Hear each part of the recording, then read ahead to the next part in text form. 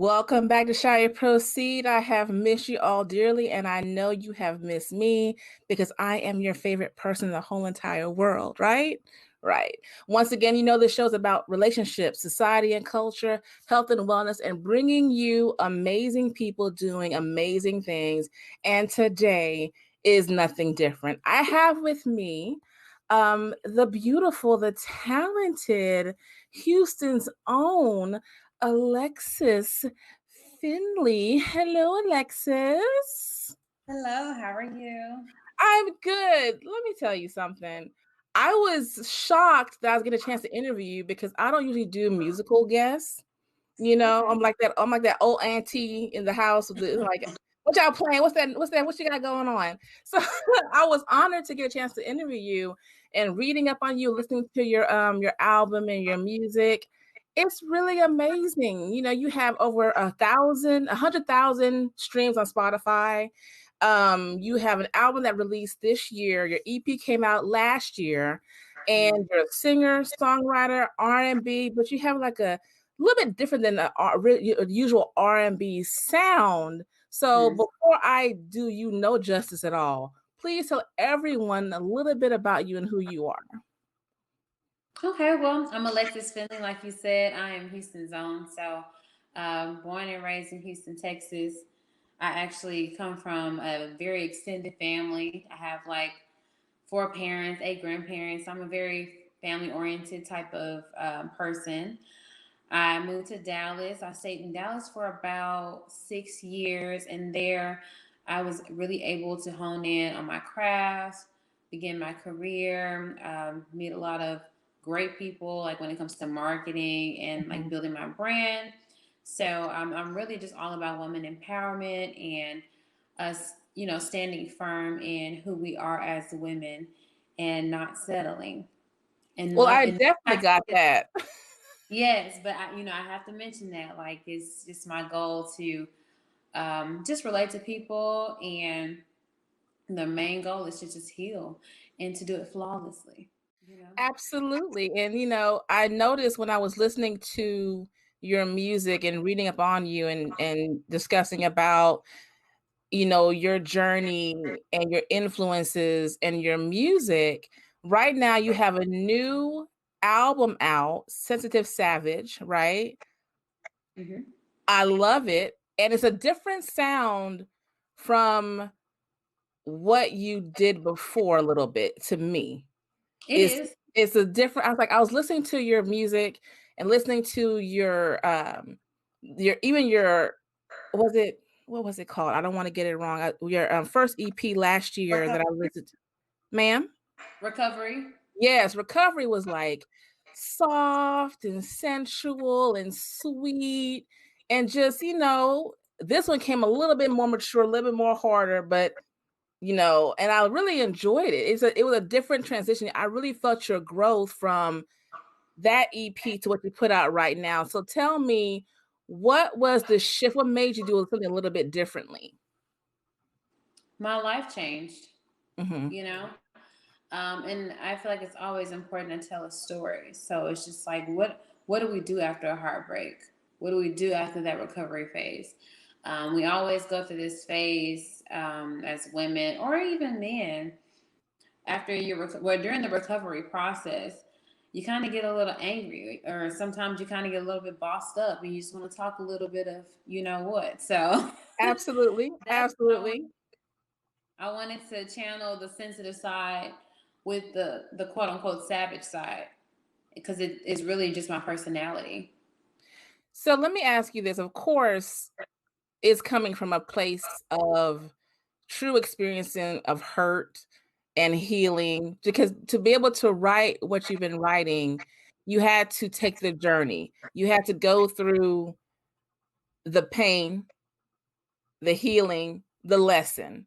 So how was that for you to be that transparent to actually, because you can be an artist, you can be a singer, but you may not want to write about what you're going through. Like this, that's mind your business. Like, you don't need to know all that. Well, what made you say, let me go ahead and give you all of me in my songs and be totally transparent and show my journey? Honestly, I just like being the person to say things that others won't say. And I feel like a lot of people have communication issues. Oh my Like, that's just major. Like, everyone has communication issues. And I pride myself on not allowing me nor anyone that I have a relationship with, whether it's friendship or, something a little bit more family, I never allow me and another person to not have good communication. And I'm a transparent person. So I'm a Pisces as well. So it's kind of just easy for me God. to express myself. Like, if I don't express myself, it bothers me. It really does. Like, it bothers me. People can hold stuff in, I cannot. So that's that. And it's my therapy. And some things that I don't want to necessarily verbalize, I can put it in my music, and that's my way of verbalizing it. Have you always been that way? Has it always been, we need to have this conversation, let me be transparent, let's talk about this? No. I used to be very passive. It used to take a lot for me to actually say how I felt about something, just out of Mhm. fear of rejection or how another person may receive me. But I don't know when it was. Maybe when I got to college. What type of work do you do on yourself to make that to, because like you said, you need to have those conversations. That takes work. That takes a lot of personal work, a lot of um telling yourself, okay, now girl, listen. Mhm. It's not, things are not going right the way you're doing it. We need to make a change. Was that realization hard for you, or did you just kind of flow right into it, realizing that's the best thing for me, for Alexis, that this is what needs to happen? I flowed right into it, and it was because I was pretty much sick and tired. Mm. I just felt like I took too much from people. Not even just talking about relationships. I just took way too much from people, and I was just like, no, enough is enough. Enough is enough. And I just think it comes with growth, and then just different people that I look up to in my life, as Hmm. far as like parents and grandparents. They raised me to be a communicator. So I who just have been your biggest influences? hmm? Like when it comes to family, not musically, but who has been your biggest influences and cheerleaders when it comes to your career and just transitioning in life besides everything? Oh, that's really, really hard because it's multiple people. Like, I have a village, like a strong, strong village. And Right, right. I would definitely say my grandmothers and my parents. Always encouraging, just being there for you. That's good. Anything That's I good. need, believe in me more than I believe in myself. Um, Always, like, if somebody mentions music, they mention me. Like, always find a way to plug me in. And Like, that's a nice thing to have that type of village behind you because, I'm not sure, but I know entertainment industry is not easy. You have to grind, you have to work, you've been doing it for a long time and finally get that one break. And I know it can be difficult, but to remain encouraged, like you said, it's good to have that village behind you, pushing you and encouraging you. When it comes to music though, who has been your biggest influences musically? musically, I look up to a lot of artists. Hmm. Of course, I love Beyonce. Who She doesn't love Beyonce? doesn't love her. Like, Right. Her um, grind is ridiculous. Her is that her it's just yeah, and I love your Erica Badu's. yeah. Yeah, Jill Scott. Even I even look up to some of the newcomers. Like her. Oh yeah. Oh my God. It makes me wish like I would have went about childhood a little bit differently. Like I wish I could play every instrument. Like she's I a child prodigy. know it's She plays phenomenal. almost everything. It's just amazing. But you have your own road, you have your own walk. But when you said Jill Scott and Erica Badu, I get that feel from you when I listened to your first few songs. I got much, let's take a long walk. I got some Jill, because Jill's all about that love Hmm. and connection. And Erica is about that biz, about that work. They're like two sides of the same coin.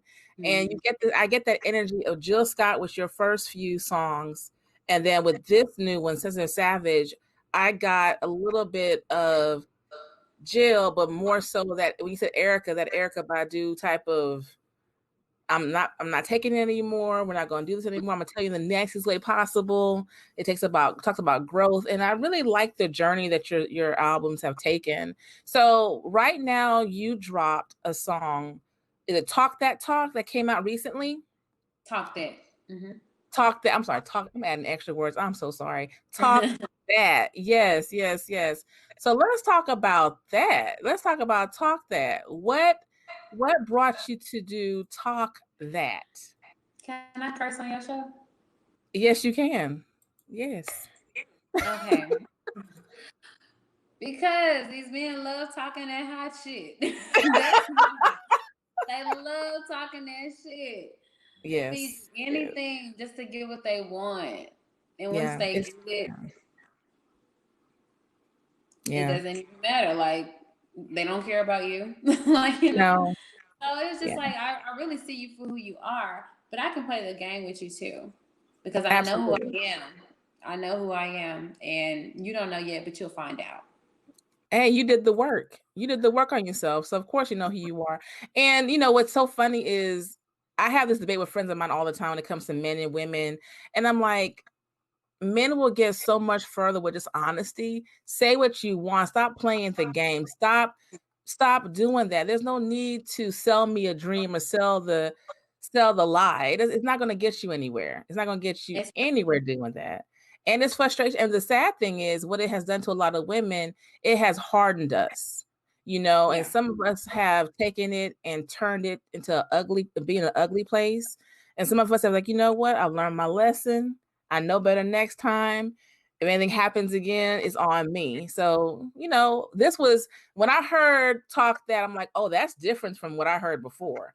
That's a different feel right there. Even with everything else, like that's a different feel right there. So that's not oh yeah, she been through some stuff with this one. She went through some healing with this one. And I really enjoyed it. I really, really enjoyed it because it is a different feel than your other songs. Like I loved Can't Deny, Like Me, Broke It, Feelings, Time Wasted. That time wasted, I felt that in my spirit. In my spirit. And but then Talk That, I was like, oh, okay. I liked it. So, what is your process? What do you do when it comes to writing? So, do you need to take a retreat? Do you have a spa moment? Do you need to be by yourself? What does Alexis do to get in the zone to create? Well, honestly, I have to be in the studio to Mm, create. That's my favorite place because I'm just like in the zone. The speakers are booming. I can feel the beat, and mhm. I'm an empathizer, so I can Oh, relate with different emotions and feelings. I can get along with pretty much anyone, and so mhm, the same goes for music. Like I can always tap into the feeling that it gives me. And I just go based off of that. And then sometimes I'll go through certain things in life or certain events, or my friend will tell me something. Um, and I might have just heard it like right before I went to the studio. And I was like, okay, I'm going to write about that. And so sometimes when we were in the creative process, when they didn't have a beat for me already, they'll just ask me, okay, how are you feeling? How are you feeling? And so I'm like, okay, today I want to talk a little shit. Or today I need to make a sad song or, yeah, a heart yeah. song. And even sometimes, if I am feeling hurt, I always try to sing about the opposite. Does it make you feel better when you do that? Hmm. Depends on how deep the hurt is. Like if my Mm, feelings hurt, yeah, then I'm gonna write a hurt song. But if they just like barely hurt, yeah. then Surface I'm gonna hurt. flip it. I'm gonna flip it around. Right, right. So you better than me. When I'm hurt, I can't give you anything. I'm sorry. Everyone need to give me 50 feet. I need about a few days to process, leave, or lean alone. Because what may come out my mouth, I had to learn to pause, think, because what may come out initially it's gonna cut you. So let me just take a moment for myself. See, that's why I'm not an artist because yeah, I can't do it. Can't do it at all. Yeah, that time. So how long was your process from writing, studio to release? What does that look like for you? What was that like for you? What was the frustration like for you with that? Well, I started recording music for Sensitive Savage Mhm. in December of last year, and I worked months and months on that project, and I had like 5 songs and like Mhm. like an interlude or something like that. And the producer I was working with pretty much just started ignoring me. Oh. He started. I had already paid him. He Oh. started ignoring me. Some things happened in his life. I kept asking for my music. Would give me the music. I was like 95% done. All I had to do was like go in and do ad libs. So Mhm. this is a whole different sense of Savage. So I never got my money back. Hopefully one day I Really? will, due to maybe legal reasons. Right, right. I'll That's get it back, but yeah, I started recording the one that was released on in September, mhm. in May actually. So Amber, my publicist, she got me in connection with a producer by the name of John Brown. They call him Cash, and Mhm. so I went over there. He already knew what happened. We just created and we worked until I got it done. And so from May to August, even beginning of September, we worked nonstop and we got it out by the 22nd. And I truly feel like it was meant to be that way. I Yeah, met some absolute great people. blessing. Mhm. Um, I kind of felt like we had almost become family, just with working with someone else. There's a little bit more experience as well, and I feel like a different sound. So, yeah, I think it definitely helped me grow for sure. But I really tried to get Sensitive Savage out. It was actually supposed to be out in May. Mhm. But then, the George Floyd situation, Yes. all the social injustices, and then COVID. So God does everything for a reason. Yes, And I ma'am. wasn't meant to release it then. Had I released it then, it would have gotten overshadowed by, all the Everything going unfortunate things on. that are happening. Yeah. Exactly. So So that let just me wasn't the time. no, and everything happens. I am a firm believer in everything happens when it's supposed to happen. Like, Mm-hmm. who knows what the outcome would have been if that journey with that person continued. You know, if they can't handle their personal or whatever is happening, it may have been not as you probably would have never gotten with Amber, gotten this new producer. It would have been like you may have been in limbo in 2020 still. So everything happens for a reason. Those are lessons. And what I love about the industry now, as if I'm in it, Lord, but what I love is what I've noticed with entertainment and sports, people are getting more educated on their rights. Mm-hmm. And as an artist, they're learning the business, not just I'm an artist. Mm-hmm. So the advantage hopefully isn't going on as long as it could be going on. They're like, let me read these contracts. Let me understand what's going on. Let me do my Yep. research because as we can see with a lot of artists, you can be independent and be killing it. You can be signed and killing it. So I think the knowledge that we're gaining as a people when it comes to our business, when it comes to entertainment, you're realizing, let me just be aware of what's going on. Luckily, it wasn't 2 albums in or 3 albums in, and you're waiting. It was just that one. And look at the content. It's amazing. It's a really good album. You got out 7 songs, 8 songs. I love it. I'm like, this is nice. I kept playing it and playing it when she sent it to me. I kept playing it. I'm following you on Spotify now and on YouTube, and I'm like, when the next stuff coming out? I'm ready for some more stuff. Like, what's happening? I got I a could little be cuddle season coming. So when are you gonna do some concerts? I know with COVID and everything going on, that may be hard. So how do you plan on making your rounds and getting it out there more and playing for people? How do you plan on doing that? Honestly, I've been doing everything virtually. I've been still making music so I can have that catalog of music to where I can just release anytime. Mm-hmm. As far as shows, I told Amber, I was like, yeah, I'm ready to do some performances. And then a couple of days ago, I was exposed to someone who has COVID. So it's just like right when I was like feeling comfortable to do so, I'm around someone who has COVID. And I'm fine from what I know thus far. It was just Sunday I was around them. But I'm just like, Lord. You have to wait that 14 days and Yeah, I mean, I'm going to get tested. I just wanted to wait until like Friday after yeah. I've been around that person because they didn't have symptoms till yesterday. So there's a chance that I Okay. don't have anything at all. Mm-hmm. I'm praying and claiming that I don't. Right, But right. that situation, that was just me going to the studio with somebody to, sing on their track. So anytime I really don't like wear a mask and stuff is normally when I'm like eating out or when I'm in the studio. And so that's like my safe haven. So it kind of put a little monkey wrench in things when it comes to Yeah. me actually wanting to perform in front of people. But, maybe I can work it out. Something's Hey, got to give. I can't just give up on no, you can't. do at No, all. you have to do something. Listen, what I've noticed since Corona, people have become so creative. Hmm. They have made a way. I follow like Kevin on Stage on Instagram when he's doing the social distance comedy show.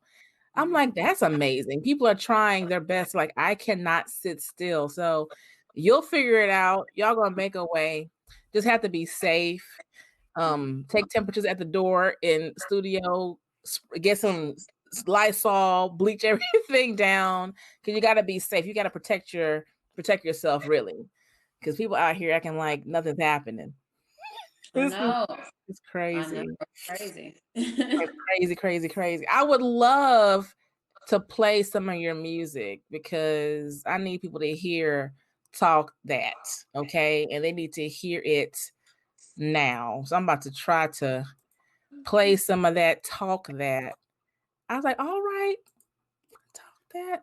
I'm telling you, I'm old lady in the club. I'm that old lady in the there it is. Let me see. That's it.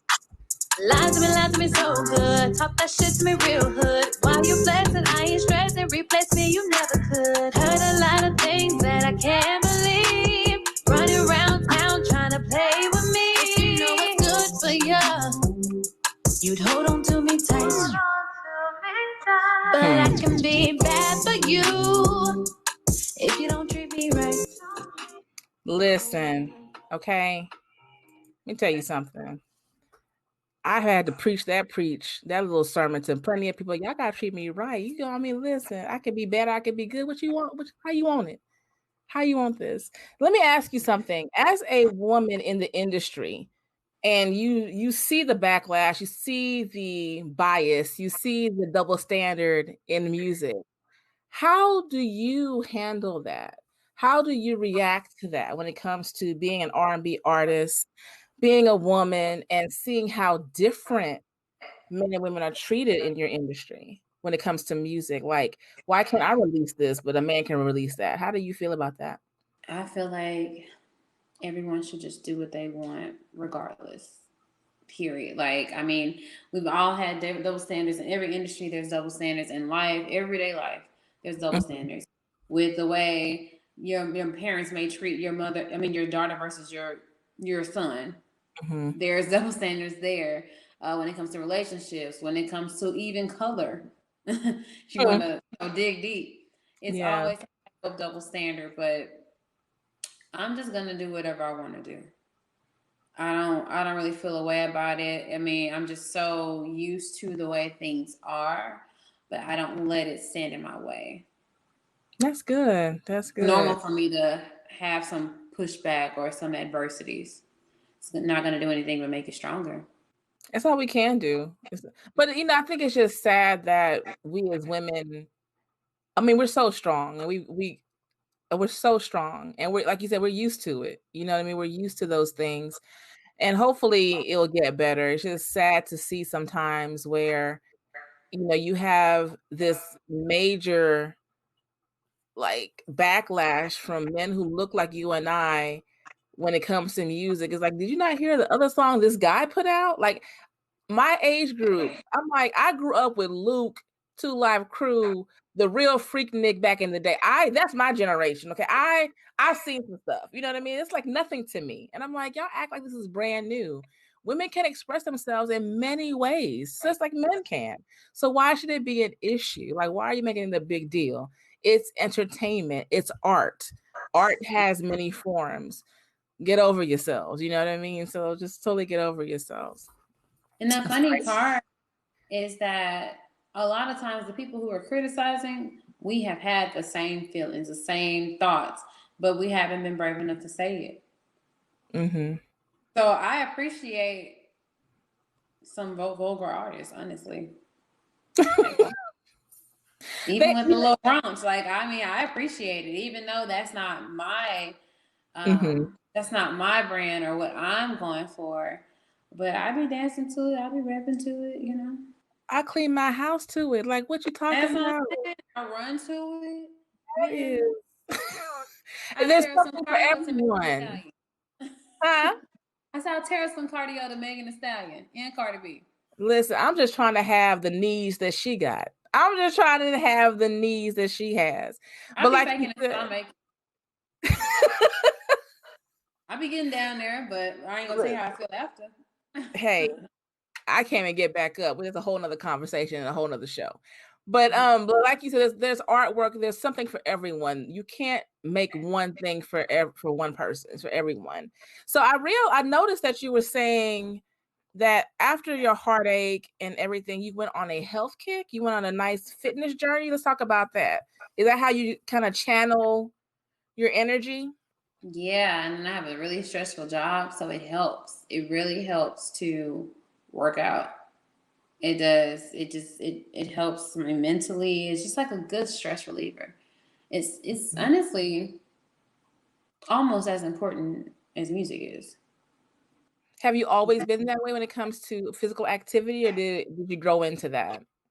I grew into it. I mean, I've always been active. I've always been in sports and stuff. But like after having a coach and being required to do things, you know, Yes. I found myself not doing things. And then I got into this relationship. I allowed myself to get really large. And after that, I called my trainer. I was like, I got my money ready to go 4 days a week. Let's get it. Yeah. And I haven't turned back since 2017.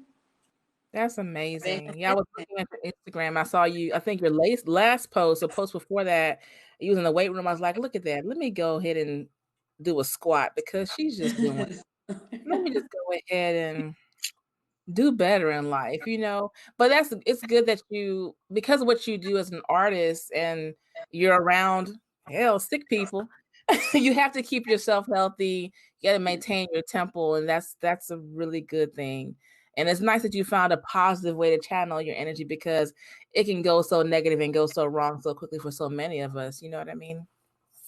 Yeah, it definitely taught me discipline and it helped me be consistent. And I think that translate over to my work ethic when it came to my music too.